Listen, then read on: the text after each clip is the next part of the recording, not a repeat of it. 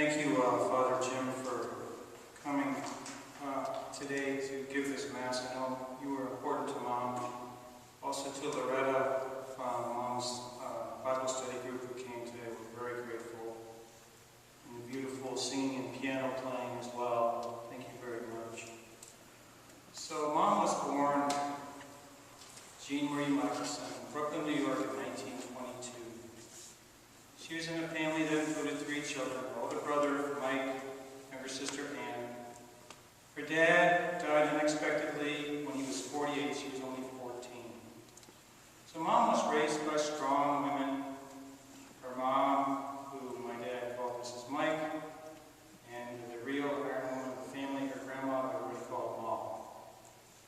In 1946, at the age of 26, she married Dad. And starting with that marriage, I see her life as being divided up into 5 chapters. First chapter took place in Mount Lebanon, Pennsylvania, right outside Pittsburgh, where she is a young mother of 5 children: Jean Ann, Suzanne, Elizabeth Ann, Patricia Ann, and as my Uncle Joe used to kid, Eddie Ann. She felt that she was doing exactly what she was supposed to do because she was raised as a Catholic. She was a mother of a family, wife to a husband, and she was very happy during this time. And she started doing some of the volunteer work, which later kind of signified her at the Catholic school there. The second chapter started in 1963 when the family moved to California. Jean was 13, Sue was 11, I was 10, Mary was 8, Pat was 3, Mom was 41. Here she continued to raise the 5 kids. Changed a little, we grew older, went through grade school, high school. She was always at her sporting events.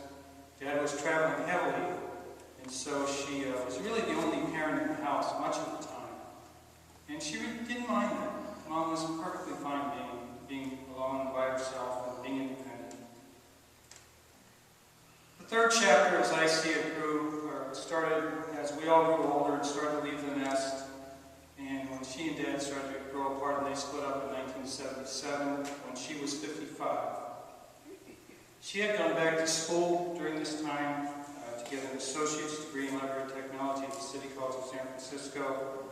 And this was kind of a new awakening for her. She was sort of a transition between her life primarily as a mother and her life as someone that's going to have a career and independent activities. And I could tell at the time, I was late high school, that she was just beaming with, this new enthusiasm from going to school. At that time, she started to live on her own, of course. She had a cat, which she loved there. She worked in San Francisco, which she enjoyed going to work there.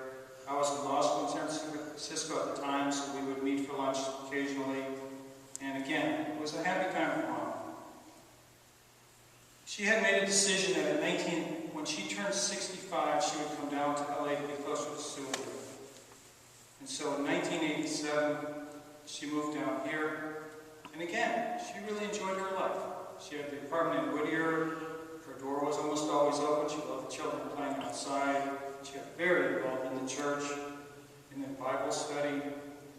And she really excelled at her volunteer work. And at the hospital where Rick worked as well. She did a lot of very important volunteer work that had an important impact on that establishment. As well, at this time, the Shashas welcomed her into the Shasha family, and she really appreciated that. I know she was at all your holiday events and felt very much a part of everything. The last chapter began a few years ago. Unlike the other chapters, it wasn't, signified or started by any particular event. It just kind of gradually happened. She started to lose some of the great qualities she had had during her life, and actually kind of became the opposite of those qualities, and eventually was overtaken by dementia. But, for me, comparing those end years to the remainder of her life, that wasn't one.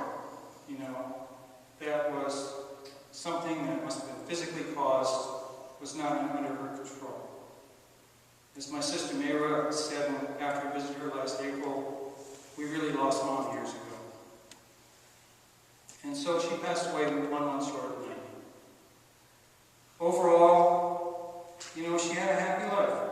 She enjoyed raising 5 kids. She was productive. productive. She helped to make the world a better place. And when I think of Mom, I really think of her laughing, because she did a whole lot of laughing.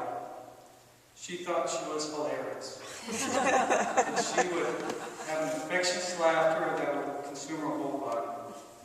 And she transferred positive qualities to her kids, certainly taught us to be independent.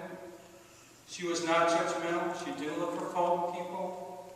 She didn't try to make us into her own image. She just let us be whoever we were going to become. She trusted us. She took us for our word.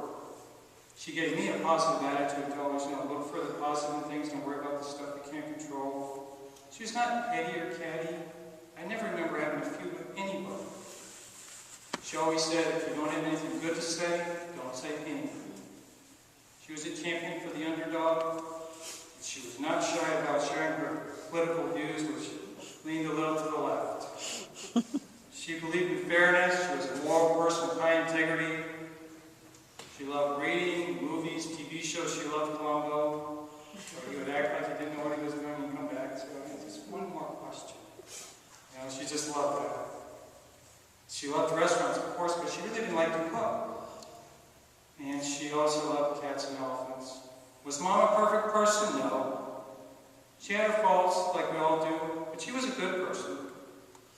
She instilled good values in her kids. She had enjoyed life and had a positive impact on the community. And so I will always think of her positively and of her life.